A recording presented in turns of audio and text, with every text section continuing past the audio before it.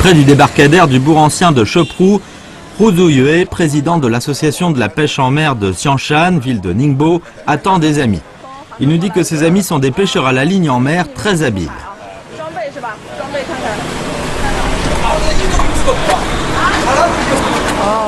Les engins qu'ils portent dépassent notre attente. Il semble qu'ils sont des pêcheurs à la ligne en mer professionnels et expérimentés.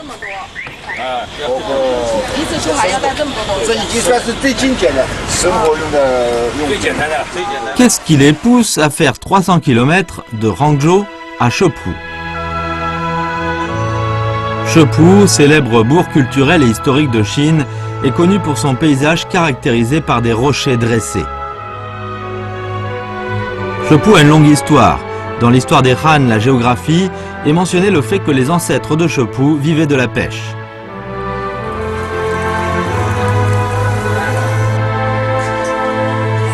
Du vieux quartier de Choprou, on ne voit pas la mer, mais une odeur maritime monte au nez.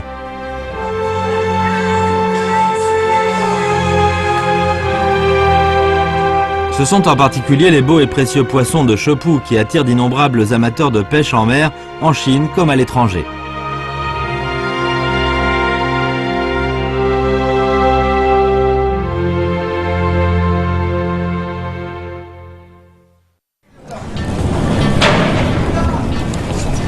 Choprou, situé au bord de la mer de Chine orientale et à l'extrémité sud de la presqu'île de Xiangshan, est un bourg occupant une position stratégique importante. Tiziguang et Yu Dayo étaient des généraux connus pour la lutte contre les pirates japonais.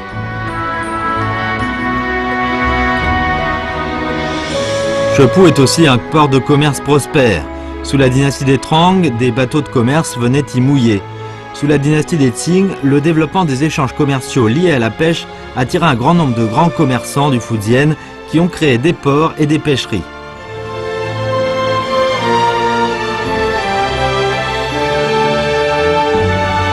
Choprou est un grand bourg de pêche de Chine.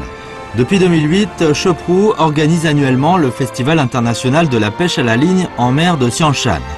Cette fois, la destination de notre voyage est l'archipel de Yushan, où aura lieu le festival.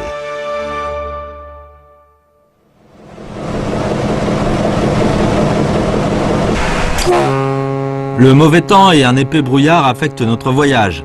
Après le débarquement de l'île, nous voyons les gens éparpillés çà et là sur des récifs, pêchés en dépit du mauvais temps. La pêche à la ligne est non seulement un sport professionnel, mais également une activité de loisir. Sun Zhedong est le président du comité de la pêche à la ligne en mer de l'Association des sports de pêche de Chine. Il veut assurer la sécurité.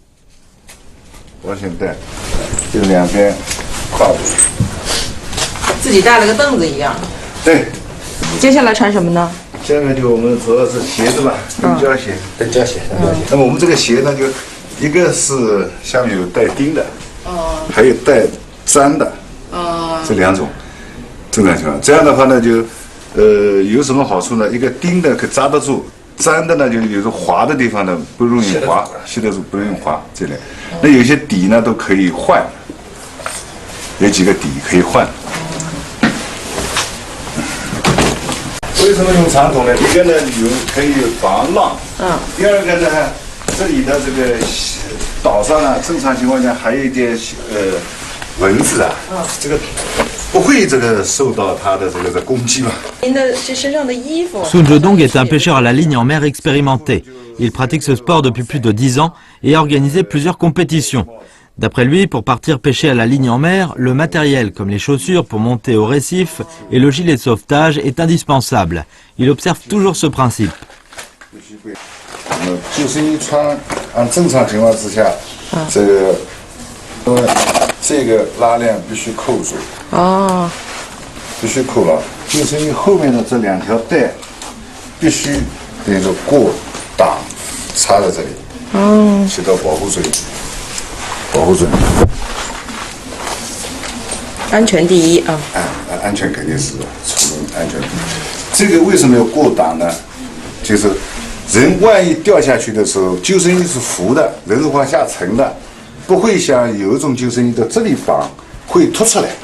人下去了就是一浮上来了，整个人跟人就分离了，分开了啊，所以必须就是过档，这个规范的。说我们每次出来自己玩也好，包括赛事活动啊，必须要求所有的运动员、所有的工作人员要上船的人员必须按照这个规范的去这个操作，这个是必须的这一个。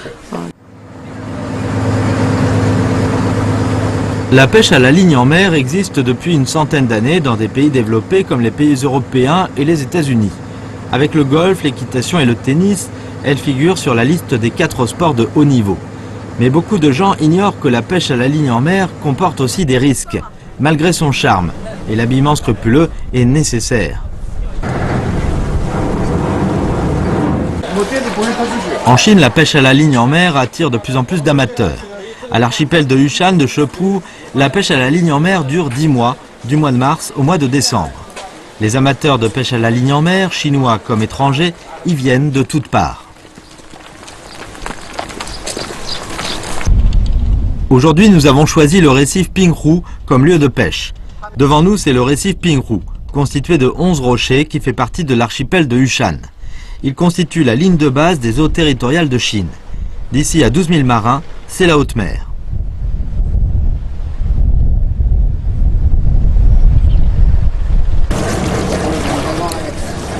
Pour assurer la sécurité, beaucoup de règles ont été définies pour la pêche à la ligne en mer.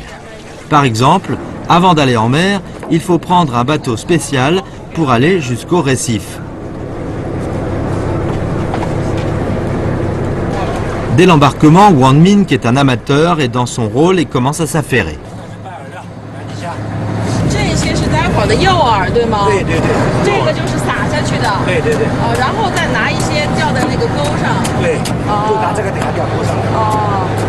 Un excellent pêcheur à la ligne en mer est doué d'un profond savoir en la matière. Wang a obtenu plusieurs fois de bonnes places en compétition nationale. Il nous dit que la préparation de l'appât est une science.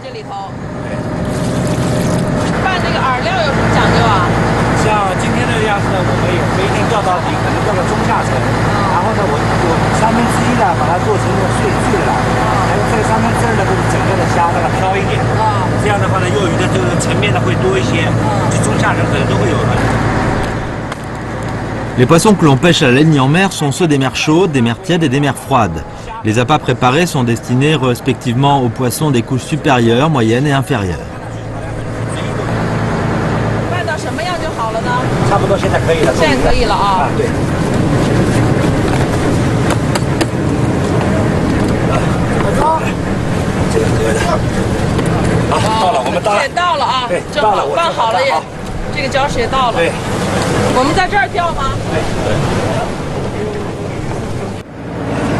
Pinghu est l'un des 5 plus grands récifs de Yushan.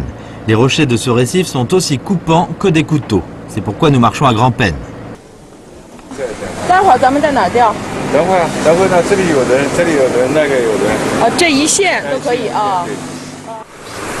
Après avoir choisi l'endroit, les pêcheurs à la ligne commencent à monter la canne à pêche, à adapter les hameçons et à garnir l'appât.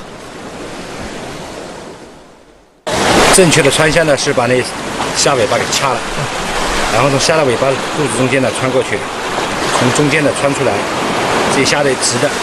第二个虾呢从肚子也得把尾巴掐了，第二个虾呢从那个中间肚子里穿进去，给它让肚子里穿出来。这样一个虾呢就像一个直的一样，对吧？这个单个的虾就成2个虾了，这样的虾就放大了。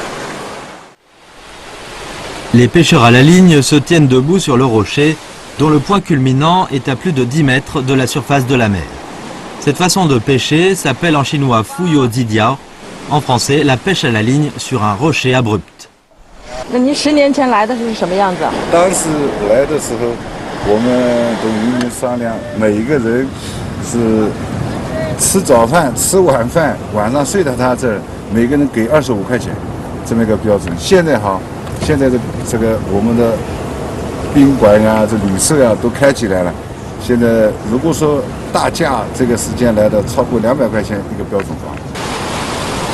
Les pêcheurs à la ligne en mer viennent à l'archipel de Yushan sans ménager leur peine, dans le but de pêcher une espèce de poisson appelé le pagre. D'après Sun Zhodong, le 4e mois intercalaire du calendrier lunaire, la température de l'eau de mer n'est pas assez élevée.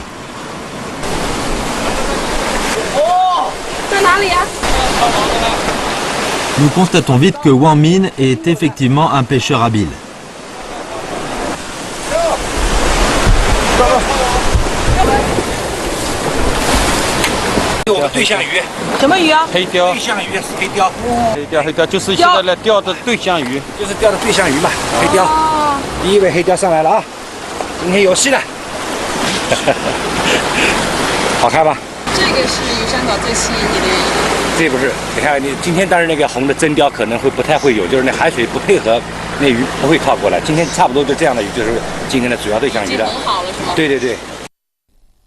C'est le pagre que Wang Min avait pêché à la ligne à l'archipel de Yushan.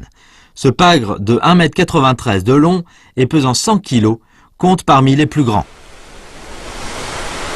Dans la famille des sparidés, le pagre est le préféré des pêcheurs à la ligne en mer.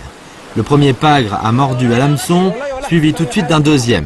Pour prendre ses vues, notre caméraman court sur des rochers accidentés.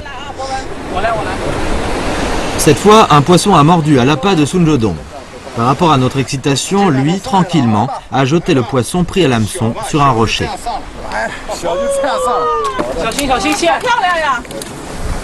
Oh, 跟刚才那条不一样啊。但也是鲷类的。 Malgré des conditions non idéales, il a pu en peu de temps pêcher à la ligne un deuxième pagre, et cela prouve que l'archipel de Yushan abonde en pagre. Les îles de l'archipel s'éparpillent çà et là à fleur d'une eau limpide. À cela s'ajoute le climat agréable et le milieu convenable qui permettent au plancton, aux coquillages et aux algues de se multiplier en grande quantité et de rendre cet espace maritime idéal pour la croissance des poissons. Là vivent les mérous, les pagres, etc., que les pêcheurs à la ligne en mer préfèrent.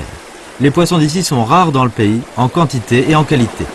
L'archipel de Yushan est constitué de 3 groupes d'îlots, à savoir Baiyushan, Nanyushan et Wuhudia. Baiyushan, d'une superficie de 0,5 km², est la seule île habitée du fait qu'elle abonde en ressources en eau. La plupart des habitants s'y livrent à la pêche traditionnelle. Ces dernières années, le développement des sports de la pêche à la ligne en mer offre de nouveaux emplois aux insulaires. Cette année, l'archipel de Yushan a reçu plus de 15 000 touristes avec des recettes de plus de 5 millions de yuan. Ce chiffre est assez important pour un archipel d'une population de seulement un peu plus de 300 habitants. Aujourd'hui, le temps n'est pas beau et les captures au récif Pinghu ne sont pas idéales. Tout le monde décide de prendre le bateau pour changer d'endroit. Cependant, les vagues nous sont insupportables.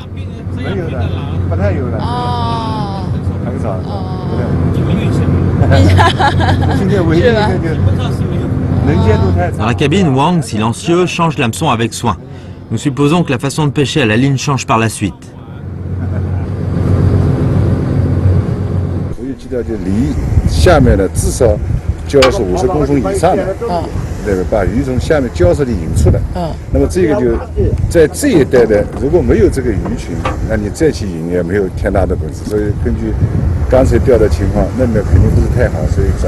哦，你看那浪。这里有个暗礁。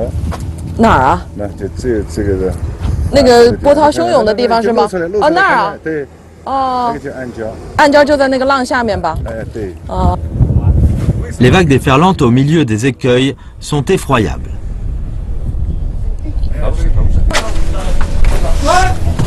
Pourra-t-on faire une bonne récolte?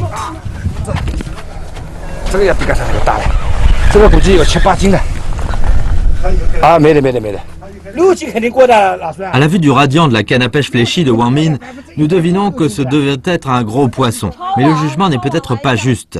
Wang Min modifie sans cesse l'estimation du poids. 哎呦，真的挺大的。这个5斤肯定有的。8斤到7斤，7斤到6斤。我们的4斤，我们的4斤，但是真的挺大的。超网已经准备好了啊。哎呦，看。这个没有5斤的，5斤肯定有的。有的。7、8斤的，我说嘛不知道了，上来再说了，我也不能说的太大。Le poisson pêché est plus gros qu'on le pensait. D'après Wang Min, la pêche à la ligne en mer vous procure du plaisir parce que ce n'est pas le poisson mais la mer qui vous libère de la pression. Celui-ci fait 3,5 kg. 今天的鱼王了吧？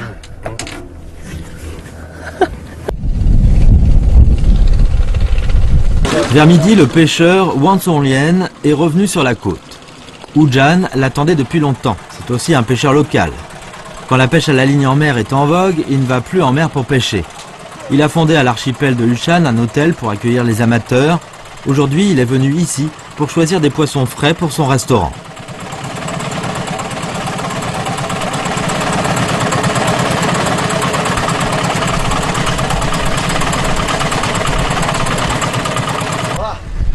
Dans l'archipel de Yushan, la viande est rare, mais les poissons et les fruits de mer sont nombreux. Les pêcheurs locaux ne marchandent jamais pendant leurs transactions et ils ne paient pas sur place parce que les insulaires, peu nombreux, se connaissent tous.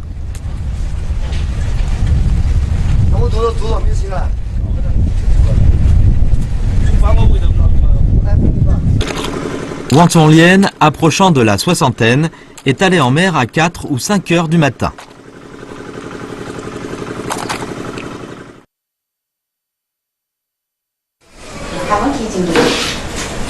Le déjeuner est préparé et son enfant a quitté l'archipel de Yushan pour travailler ailleurs.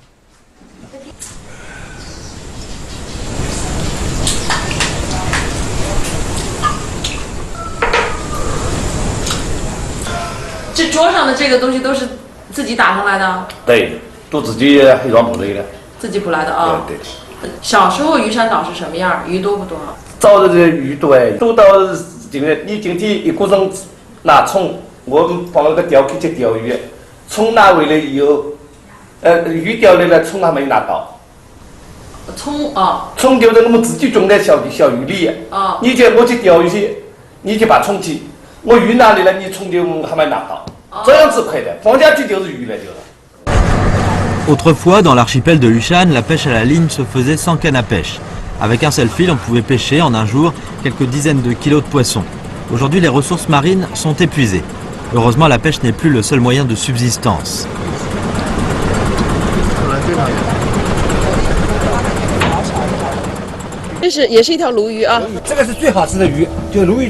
Cette séance de pêche à la ligne en mer a été couronnée de succès. On trouve ici diverses espèces de poissons comme la perche, le poisson à tête de tigre, etc.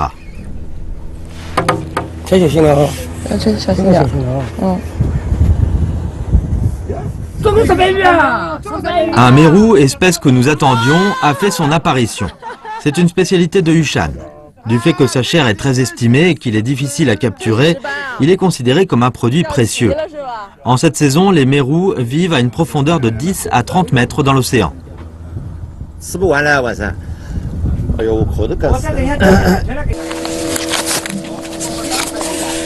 Il semble que Yushan soit digne de son beau surnom de première zone de pêche à la ligne en Asie. Est-ce qu'à Yushan, la pêche à la ligne est facile? Notre journaliste veut faire un essai. Et c'est la première fois qu'il pêche à la ligne en mer.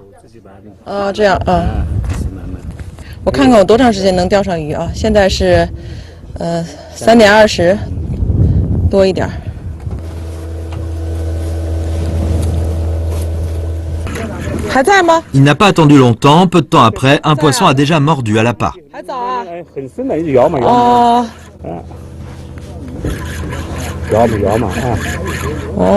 La pêche à la ligne traditionnelle demande de la patience et le pêcheur doit neutraliser les forces physiques. Les poissons de mer sont plus féroces que les poissons d'eau douce. À la vue de l'appât, ils viennent y mordre.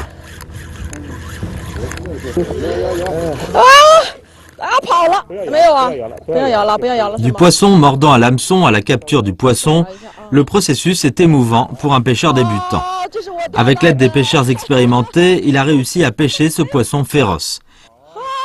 C'est aussi une perche d'assez grande taille.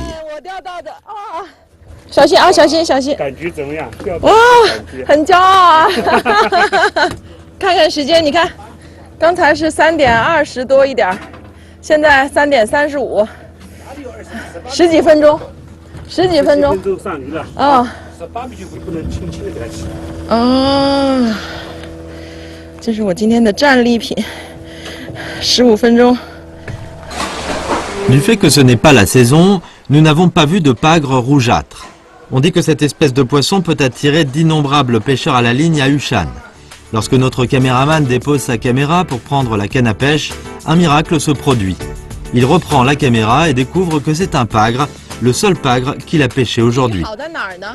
这个鱼啊，这个就鱼山应该特有的这个产品啊，就这个是咱们要的真鲷嘛，这鲷类的颜色很漂亮。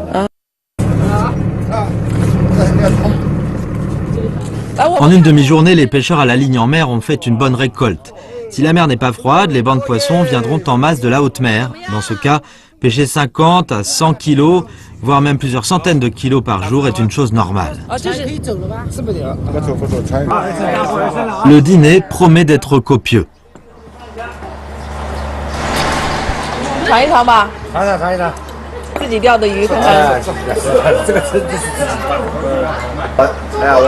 Sashimi de perche, mérou cuit à la vapeur, les poissons de mer fraîchement pêchés sont devenus des plats délicieux qui s'offrent à notre vue.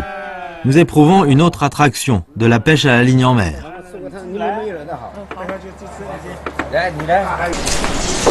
Une fois les pêcheurs à la ligne en mer rentrés, Ujan commence à s'affairer. Quand il était petit, il croyait que les pêcheurs avaient le meilleur métier du monde. Cependant, aujourd'hui, il trouve que les services qu'il offre aux pêcheurs venus de son île lui apportent de la joie.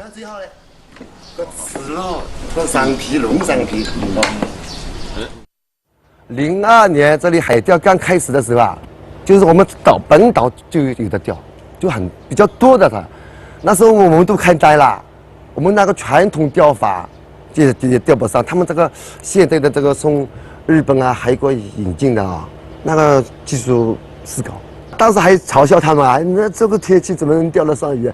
他们确实钓得上哎，几十条那样钓哎，甚至上百条那样钓了。 10 ans auparavant, sur l'île, il n'y avait ni électricité ni équipement de communication. C'est la pêche à la ligne en mer qui a changé l'aspect de Hushan. Depuis un millénaire, à Choprou, les hommes ne labourent plus les champs, tandis que les femmes ne tissent plus de toiles. Ils restent à bord du bateau tout au long de l'année. Choprou, port de pêche de niveau national, se développe grâce à la pêche et a laissé ses traces partout. Les vieillards de Choprou se rappellent que quand les bateaux de pêche revenaient, les pêcheurs devaient chausser des bottes en caoutchouc pour patauger dans l'eau boueuse, avant de traverser le vieux quartier.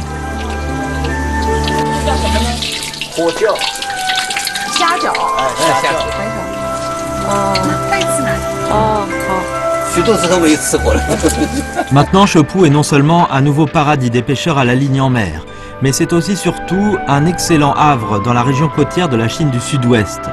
Actuellement, c'est la période de suspension de la pêche.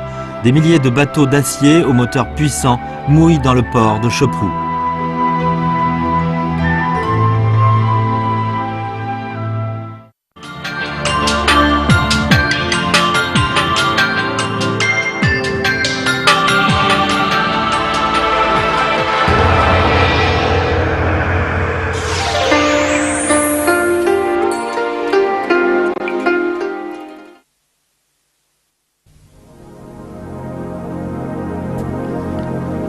Les temples des différentes régions de Chine sont composés généralement de grands pavillons et de salles imposantes. D'habitude, le premier grand édifice, après le portique du temple, est dénommé pavillon Maharaja, qui abrite au milieu de la salle la gigantesque effigie bedonnante et souriante du Bouddha Maitreya.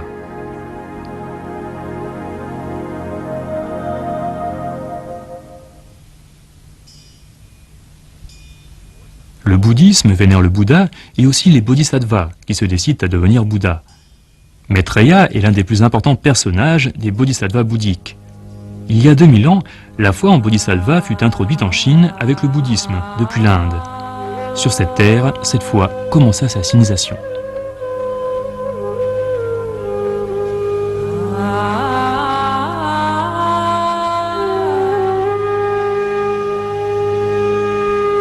La grotte 275, dont les travaux de percée ont débuté au 5e siècle, est la plus ancienne du genre à Dunhuang. On a érigé une effigie colossale du bodhisattva Maitreya assis. Elle a les pieds croisés, le torse presque nu, sa robe, qui la moule bien, est de style indien. Les premières effigies du bodhisattva Maitreya apparues en Chine se présentaient généralement dans une position assise, avec les pieds croisés, avec la couronne et le collier bouddhique. De telles effigies portent très peu de traces de la sinisation. Le changement fondamental dans l'image de Maitreya intervint au Xe siècle. Comme le moine sac de toile, Chitse était reconnu comme étant la réincarnation du Bodhisattva Maitreya, les gens créèrent sur cette base la nouvelle figure du Bodhisattva Maitreya, bedonnant et souriant. Au XIVe siècle, l'empereur Zhou Yuanzhang de la dynastie des Ming ordonna au temple du pays d'adorer le Bouddha bedonnant Maitreya. Depuis lors, les différentes figures de Maitreya laissèrent place à cette image du moine sac de toile, et celle-ci, que nous connaissons aujourd'hui, fut ainsi cristallisée.